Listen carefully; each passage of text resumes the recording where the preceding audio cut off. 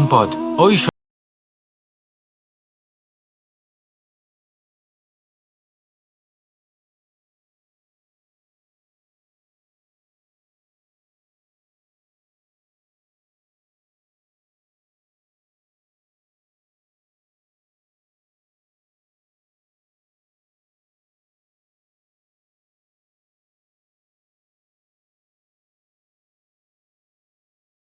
নির্ভর করছে আপনার কর্মের ওপরে। কি কর্ম করেছেন আপনি সেই ধনকে লাভ করার জন্য? যদি আপনি সৎ পথে চলেন, নিষ্ঠা ভরে আপনি কর্ম করে থাকেন এবং তার ফলে আপনি ধন অর্জন করে থাকেন, তাহলে আপনার আগামী প্রজন্ম সেটা ভোগ করবে, সেটা প্রয়োগ করবে নিজের বিকাশের জন্য। কিন্তু যদি আপনি কুকর্ম করে থাকেন, কোনো রকম ছলনা করে থাকেন এই ধন লাভ করার জন্য, তাহলে 100% আপনার আগামী প্রজন্মকে এর জন্য ভুগতেই হবে। তাহলে আপনি কি চাইবেন?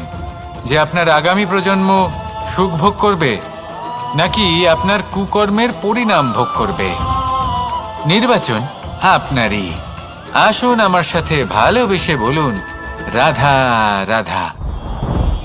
লোভ আপনার অন্তরের আরো একটা শত্রু। দেখতে গেলে এটা একটা শব্দ, একটা সংস্কৃত শব্দ, লব ধাতু থেকে উৎপন্ন হয়েছে। এর অর্থ কিছু লাভ করা। কিছু লাভ করা অনুচিত নয়, আরো কিছু লাভ করাও অনুচিত নয়, কিন্তু সব থেকে বেশি আমি লাভ করব, আমি আরো চাই, আরো বেশি চাই, আরো বেশি পেতে চাই, এটাই হলো লোভ। আর এই লোভ যখন গ্রাস করে, তখন আপনি যা পেতে চান, সে ধনই হোক বা মানই হোক, তা অর্জন করার জন্য মানুষ যে কোনো স্তরে পৌঁছে যেতে পারে। যদি মানুষ ধন অর্জন করতে চান, তাহলে তার জন্য তারা অধর্মের পথেও চলতে পারেন। যদি সম্মান অর্জন করতে চান, তাহলে অন্য মানুষকে ছোটও করতে পারেন। শেষ পর্যন্ত আপনার এটা মনে হতে পারে যে যদি একটু অল্পই প্রাপ্ত করতাম, কিন্তু ভালোবেসে প্রাপ্ত করতাম, এই জীবন আরো অনেক বেশি সুখী হতো। লোভ আপনার জীবনে, আপনার মনে কখন যে প্রবেশ করবে সেটা আপনি জানতেও পারবেন না। তাই এটা চিনতে শিখুন আর তৎক্ষণাৎ জীবন থেকে বাইরে ফেলে দিন। যা কিছু লাভ করতে চান তা ভালোবেসে লাভ করুন, আর সেই ভালোবাসার সাথেই বলুন, রাধা রাধা। জীবনে ক্ষমা চাওয়া তাও কিছুটা সহজ, ক্ষমা করতে পারা অত্যন্ত কঠিন। ক্ষমা 2 অক্ষরের এই শব্দ হতে পারে, কিন্তু অত্যন্ত বড় এই শব্দ, অত্যন্ত গুরুত্বপূর্ণ এই শব্দ। কখনো কখনো অন্য কাউকে ক্ষমা করে দেওয়া তাও কিছুটা সহজ কাজ, কিন্তু নিজেকে ক্ষমা করতে পারা অত্যন্ত কঠিন হয়ে দাঁড়ায়। অতীতে যদি আমাদের এমন কোনো ভুল হয় যে কারণে আমরা নিজেকে ক্ষমা করতে পারি না, অনেক সময় এমন কিছু ভুল করে বসি যে বিষয় শুধু আমরাই জানি, কিন্তু আমরা নিজেকে ক্ষমাই করতে পারি না, আর আমাদের বিকাশ সেখানেই স্তব্ধ হয়ে যায়। কারণ যদি আপনি ক্ষমা করতে না শেখেন, নিজেকে ক্ষমা যদি না করতে পারেন, তাহলে তা আপনার জীবনের সব থেকে বড় বাধা হয়ে দাঁড়াবে। সেই জন্য জীবনে অবশ্যই শিখুন যে কিভাবে নিজেকে ক্ষমা করতে হয়, আর শিখুন যে আগের করা ভুল আবার কি করে না করা যেতে পারে। এই মন হালকা হবে আর প্রসন্ন হয়ে বলবে, রাধা রাধা। এই সংসারে যখনই কোনো সমস্যা আসে, তখন আমরা আমাদের সব থেকে বড় সম্বলের কাছে আশ্রয় খুঁজি, তা হলো আমাদের বিশ্বাস। এবার প্রশ্ন হলো এটাই যে এই বিশ্বাস কার উপর করা যেতে পারে?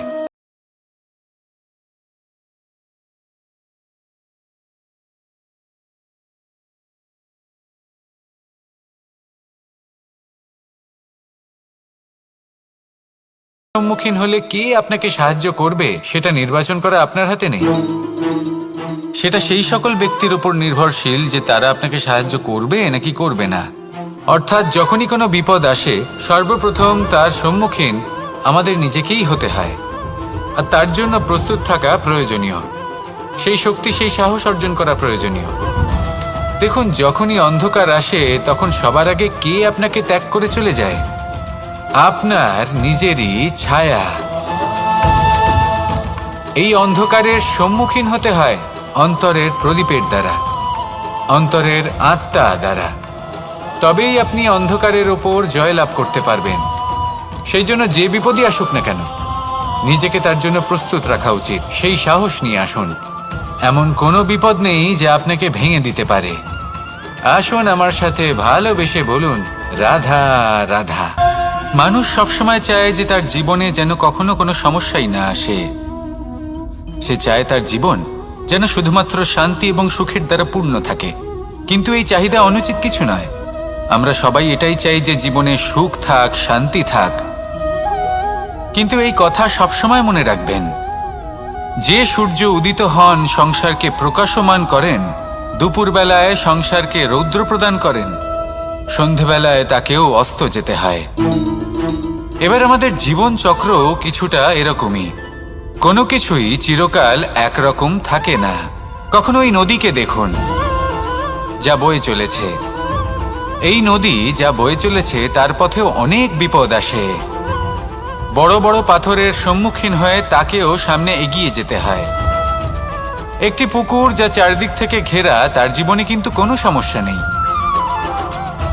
কিন্তু এই সংসারে পুকুরের পুজো করা হয় না, পুজো করা হয় নদীকে। মনে রাখবেন, সমস্যার ঊর্ধ্বে তিনি উঠতে পারেন যিনি সমাধি লাভ করেছেন, যিনি এই সংসারেই নেই। যিনি এই সংসারে আছেন এবং জীবিত আছেন, তার জীবনের সমস্যা হলো শ্বাসবায়ুর মতোই গুরুত্বপূর্ণ। আসুন আমার সাথে ভালোবেসে বলুন, রাধা রাধা। আজ আমি আপনাকে একটা ছোট্ট কাহিনী শোনাবো। একবার আমি, রাধা আর দাদা, আমরা তিনজনে মিলে লুকিয়ে একটা উপবনে গেলাম আম পেড়ে খেতে। অনেক পরিশ্রম করে আমরা ওখানে পৌঁছলাম আর আমরা আশ্চর্যচকিত হয়ে গেলাম এটা দেখে যে এবার তো আম পাকেইনি। এবার দাদা কি করলেন, একটা আম পাড়লেন আর সেটা চাখলেন, আর উনি নিরাশ হয়ে পড়লেন। উনি বললেন যে এটা তো খুবই টক। তারপর রাধা একটা আম পাড়লো আর সেটা চেখে দেখলো, আর রাধা উৎসাহিত হয়ে পড়ল। আমি রাধাকে জিজ্ঞেস করলাম, কি হয়েছে, তুমি এত উৎসাহিত কেন? তখন রাধা বলল যে এবার এত বেশি টক আম হয়েছে যে এগুলো দিয়ে আমরা আচার বানাবো। তাহলে দাদা ওখান থেকে বেরিয়ে গেলেন নিরাশ হয়ে এবং খালি হাতে। রাধাও ওখান থেকে বেরিয়ে গেল কিন্তু উৎসাহিত হয়ে, আর অনেকগুলো কাঁচা আম সাথে নিয়ে। এর থেকে আমরা কি শিক্ষা পেতে পারি? যে প্রত্যেকটা স্থানে এমন কিছু রয়েছে যেখান থেকে আমরা কিছু একটা শিক্ষা লাভ করতে পারি, যা আমাদেরকে বিকাশের পথে নিয়ে যেতে পারে। এই শিক্ষা প্রত্যেক স্থানে আছে। সবকিছু আমাদের দৃষ্টিভঙ্গির উপর নির্ভর করছে। যখনই আমাদের জীবনে, আমাদের সম্পর্কে কোনো সমস্যা, কোনো বিপদ আসে, তখন বেশিরভাগ মানুষ সেই বিষয় নিয়ে দুঃখী হয়ে পড়েন। আর কিছু মানুষ এমনও থাকেন যারা শেষ পর্যন্ত তার সমাধান করেন, বিপদকে পরাজিত করেন, সম্পর্কগুলিকে আবার জুড়ে দেন। যদি আপনি সুখের খোঁজ করেন তাহলে আপনি সুখ অবশ্যই পাবেন, প্রসন্নতা অবশ্যই পাবেন। যদি আপনি দুঃখ খোঁজেন তাহলে দুঃখ অবশ্যই পাবেন। এবার আপনি কি খুঁজতে চান, সেই চয়ন আপনারই।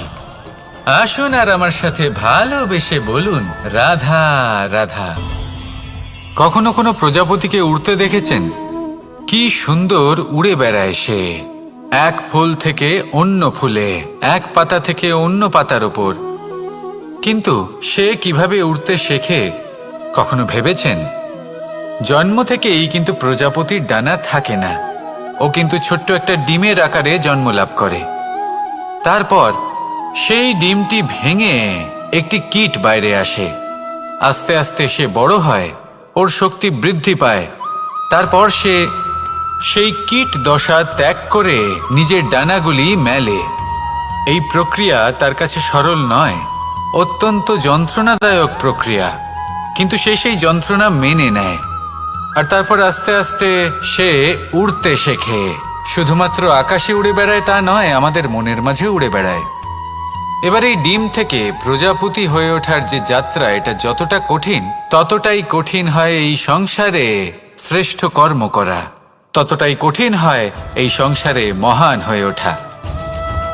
সেই জন্য প্রয়োজনীয় প্রচেষ্টা এবং সময়। নিরন্তর প্রচেষ্টা করতে থাকুন, পর্যাপ্ত সময় নিন এবং আপনি নিজেকে এই আকাশে উড়ন্ত অবস্থায় পাবেন। আসুন আমার সাথে ভালোবেসে বলুন, রাধা রাধা, রাধা রাধা। আপনারা হয়তো ভাবছেন কি আশ্চর্য ব্যাপার, প্রত্যেকবার আমি কথা শেষ হওয়ার পরে রাধা রাধা বলি। এইবার আমি আগেই বলে দিলাম। কারণটা কি? কারণ হলো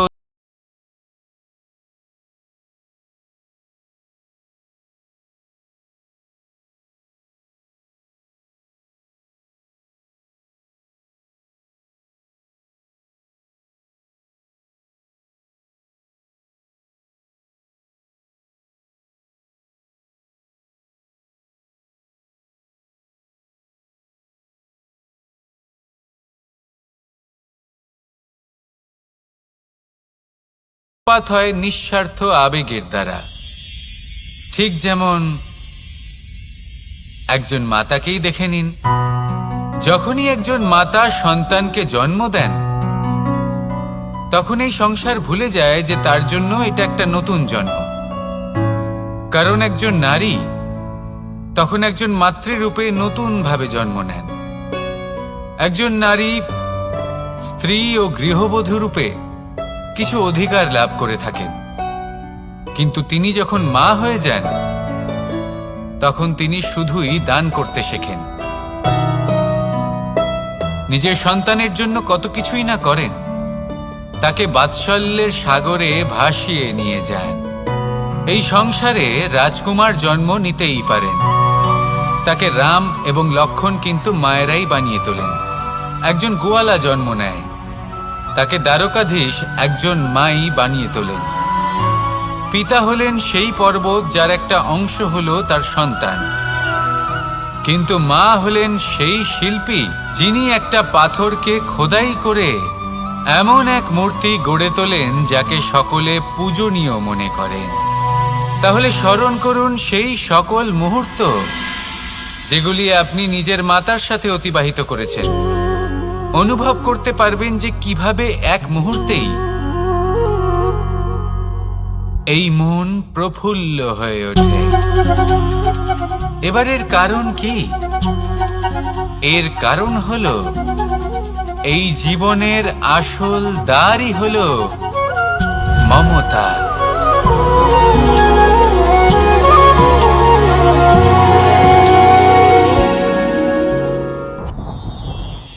যত শক্তিশালী এই মন, তত শক্তিশালী এই শরীরও। এই যে আমাদের শরীর, এটা আসলে কি? এ হলো একটা রথের মতো। আর একটা রথ ততক্ষণ চলতে পারবে না যতক্ষণ না তাকে কোনো সারথি চালাবে। এই মন হলো শরীরের সারথি। এবার ভাবুন, যদি এই সারথি শক্তিহীন হয়, দুর্বল হয়, তাহলে এই রথের কি হবে? এটা উচিত পথে চলতে পারবে না, উচিত গতিতে চলতে পারবে না, মন মতো স্থানে এটা পৌঁছতেও পারবে না।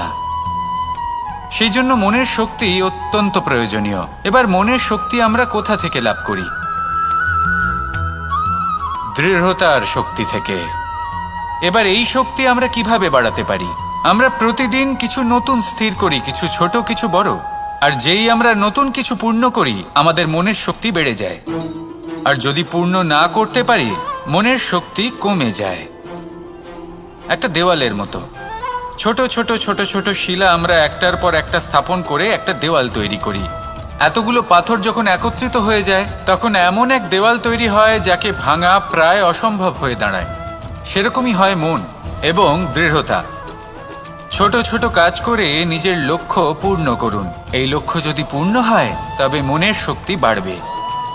কিছুটা এইভাবে যে যত বড়ই বিপদ আসুক না কেন, সেই বিপদ নিজে হার মেনে নেবে, কিন্তু আপনার মন ততটাই শক্তিশালী থাকবে।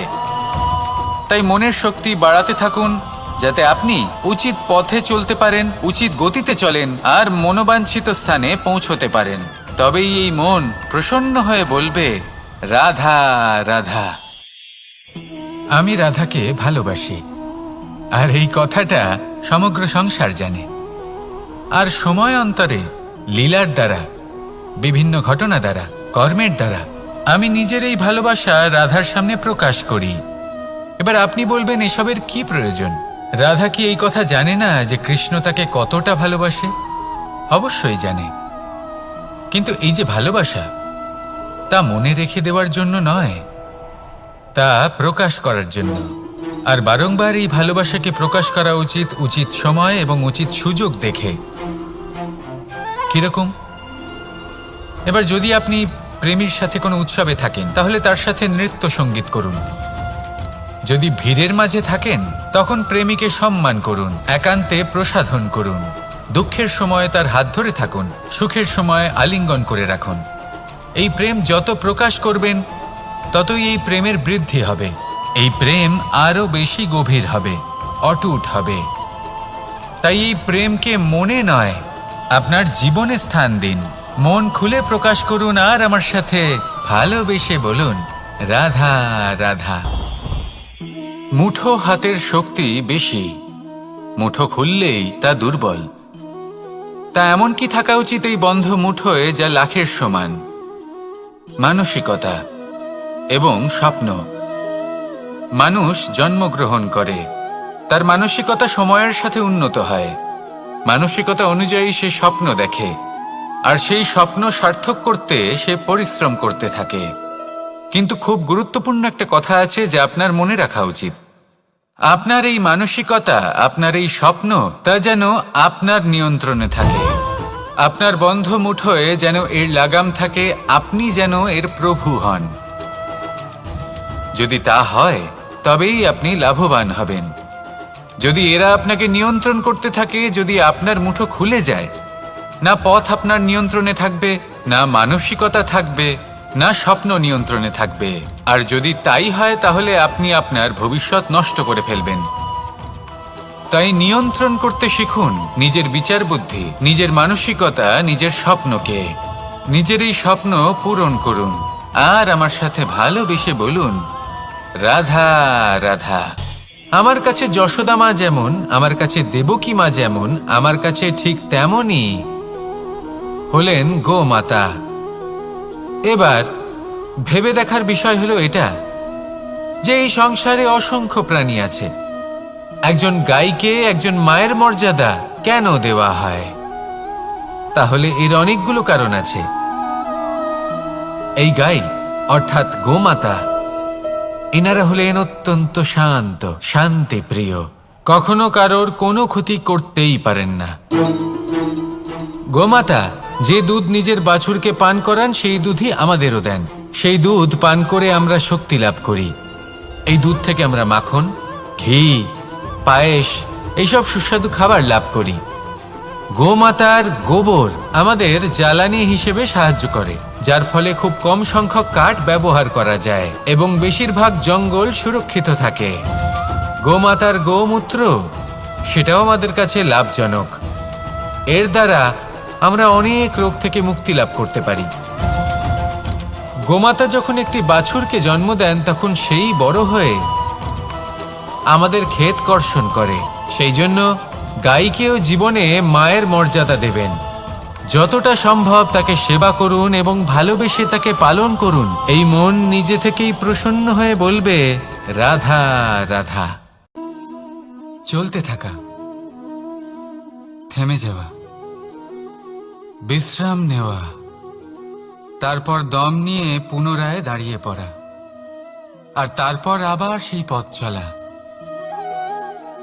এটা জীবনের অভিন্ন এক অঙ্গ, এটার থেকে আপনি পালাতে পারবেন না।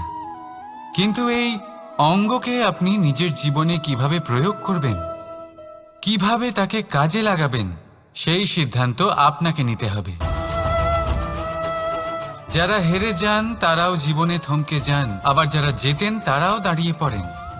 যারা হেরে যান তারা হাঁপিয়ে দাঁড়িয়ে পড়েন, যারা জিতে যান তারা দাঁড়িয়ে পড়েন সেই সর্বোচ্চ স্তরে পৌঁছে গিয়ে। এবার দাঁড়াতে তো আপনাকে হবেই, তা হতেই হবে। কিন্তু কখন, কিভাবে দাঁড়াবেন, ক্লান্ত হয়ে নাকি সর্বোচ্চ স্তরে পৌঁছে গিয়ে, সেই সিদ্ধান্ত আপনার। অবশ্যই দাঁড়িয়ে পড়ুন, কিন্তু ক্লান্ত হয়ে নয়, কারণ আপনাকে পুনরায় দাঁড়িয়ে পড়তে হবে, পুনরায় যাত্রাপথে এগোতে হবে এবং সর্বোচ্চ স্তরে পৌঁছতেই হবে। রাধা রাধা। স্বপ্ন, আমরা জীবনে স্বপ্ন দেখতে থাকি, সেটা পূরণ করার পূর্ণ প্রয়াস করে থাকি, কিন্তু এই স্বপ্ন পূরণ না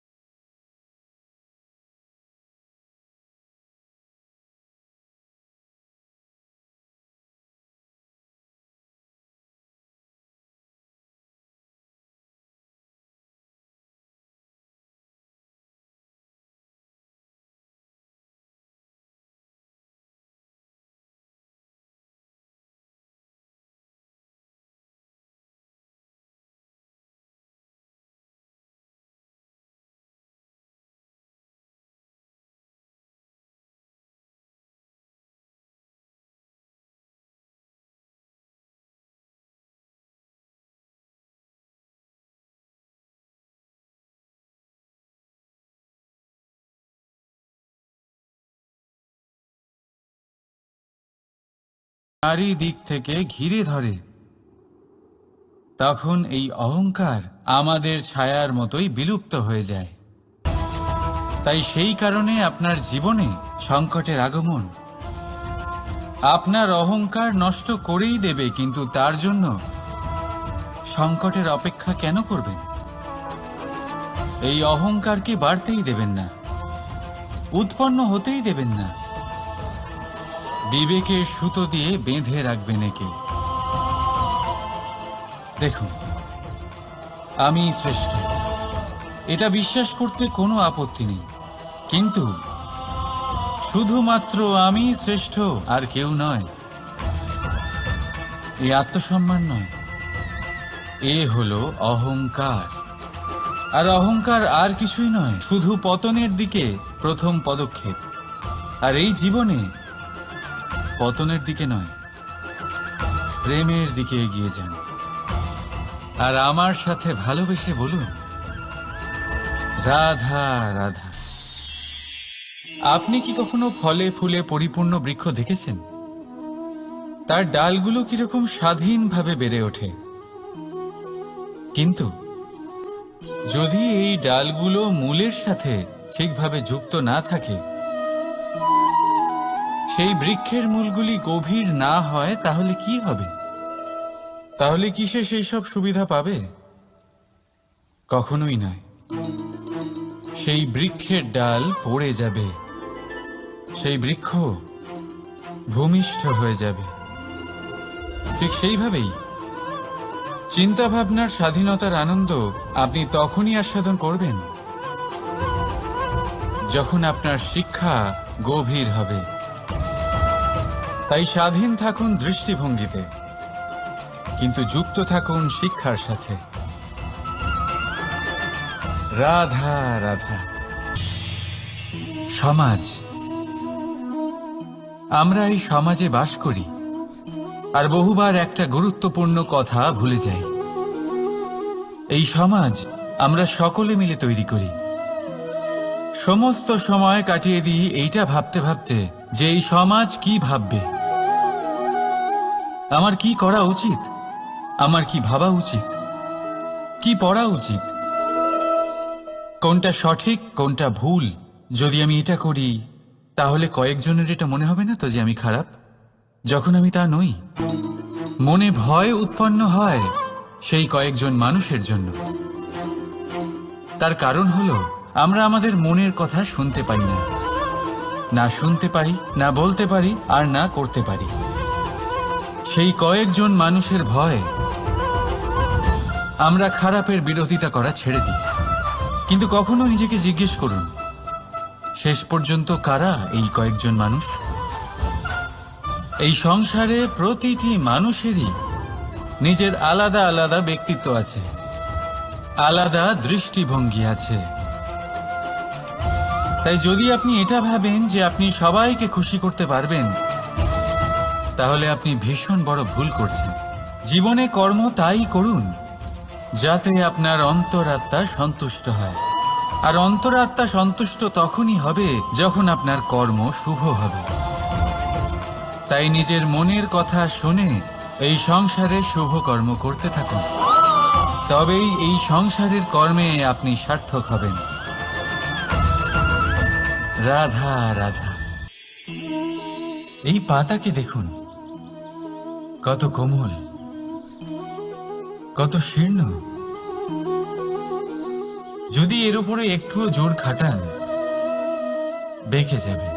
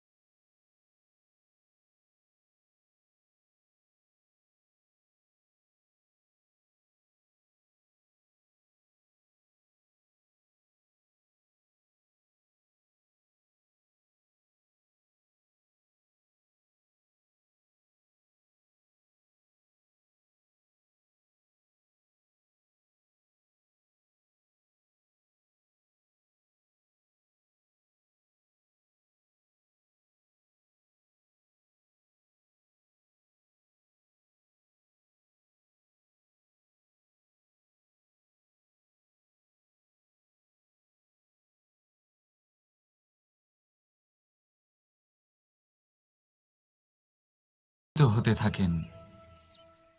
এবার এমন হলে কি করা যেতে পারে? দেখুন,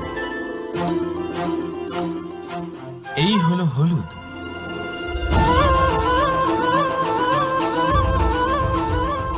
আর এই হলো চুন।